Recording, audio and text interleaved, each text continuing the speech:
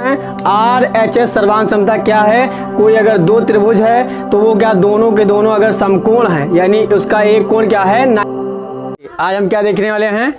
RHS सर्वांग क्षमता। RHS सर्वांग क्षमता क्या है जानते हैं। इसका प्रयोग कहाँ पर होता है? किन्हीं दो त्रिभुजों को सर्वांगसम या कॉन्ग्रुएंट दिखाने के लिए। क्लियर है?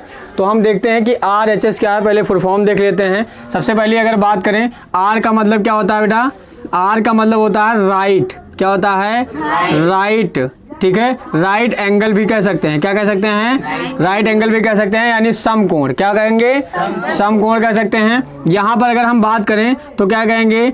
H का मतलब होता है हाइपोटेन्यूज। क्या कहेंगे? हाइपोटेन्यूज कहेंगे, हाइपोटेन्यूज। और S का मतलब साइड। क्या हो गया? S का मतलब साइड। अब हम बात करेंगे इसकी हिंदी में लिखेंगे तो क्या कह सकते हैं इसे? समकोण। क्या कह सकते हैं? समकोण कह सकते हैं। ठीक है, और दूसरा अगर हम क्या कह सकते हैं? कर्ण। इसको इंग्लिश हिंदी में क्या कहते हैं? किसी त्रिभुज की सबसे बड़ी भुजा को क्या कहते हैं? कर्ण कहते हैं। तीसरा आपका क्या हो गया? भुजा हो गया। तीसरा क्या हो गया? भुजा। अब हम समझेंगे कि आखिरकार ये RHS सर्वांग क्षमता है क्या। ठीक है, तो समझेंगे। अगर कोई दो त्रिभुज हैं, क्या है? अगर कोई दो त्रिभुज हैं और वो दोनों के दोनों क्या हैं? समकोण हैं। क्या हैं? समकोण। समकोण त्रिभुज क्या होता है? किसी त्रिभुज का ऐसा त्रिभुज जिसका कोई एक कोण क्या हो 90 डिग्री का हो, वो आपका क्या होता है? समकोण त्रिभुज होता है, राइट ट्रायंगल होता है। बात समझ पा रहे हैं? आगे हम बात करेंगे तो क्या होगा? कोई दो त्रिभुज क्या हो? समकोण।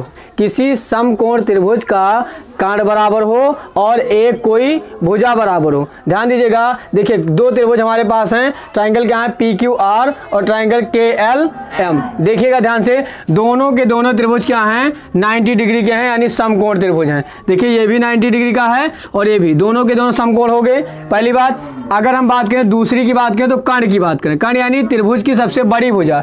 किसी त्रिभुज की सबसे बड़ी भुजा क्या होती है? कर्ण होती है। देखेंगे किसी त्रिभुज की सबसे बड़ी भुजा कर्ण। अब ये आपका कितनी है? 7 सेंटीमीटर। ये वाली भुजा क्या है? 7 सेंटीमीटर। PR है 7 सेंटीमीटर। अब ये वाली साइड देखेंगे KM। क्या है? KM। अगर किसी त्रिभुज की ये वाली भुजा क्या है? KM है। क्या है? KM है। और ये कितनी है? 7 सेंटीमीटर। यानी आप जानते हैं, आप अगर कह सकते हैं कि PR और KM इक्वल है कि नहीं? इक्वल है। ठीक है, दोनों साइड इक्वल हैं, यानी किसी त्रिभुज की सबसे बड़ी भुजा देखिए इक्वल हो गई। बात समझ पा रहे हैं? अब तीसरी भुजा, कोई एक और भुजा की अगर हम बात करें तो ये क्या है बेटा? QR। देखिए कितनी है? 4 सेंटीमीटर। ट्रायंगल साइड कितनी है? 4 सेंटीमीटर। और यहाँ अगर हम बात करें LM की, LM कितना है बेटा? 4 सेंटीमीटर। तो अतः हम RHS सर्वांग क्षमता के अनुसार हम कह सकते हैं कि ट्रायंगल, क्या कह सकते हैं? Triangle PQR। क्या कहेंगे? PQR कॉन्ग्रुएंट या सर्वांगसम है। ट्रायंगल क्या कहेंगे? KLM। KLM कह सकते हैं, नहीं कह सकते हैं? फिर से रिपीट करेंगे।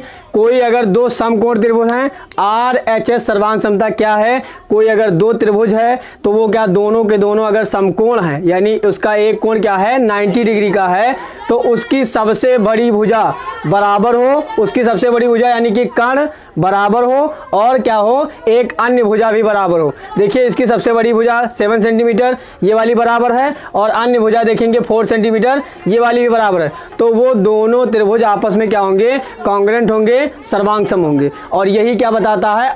RHS सर्वांग क्षमता नियम को बताता है। बात क्लियर है?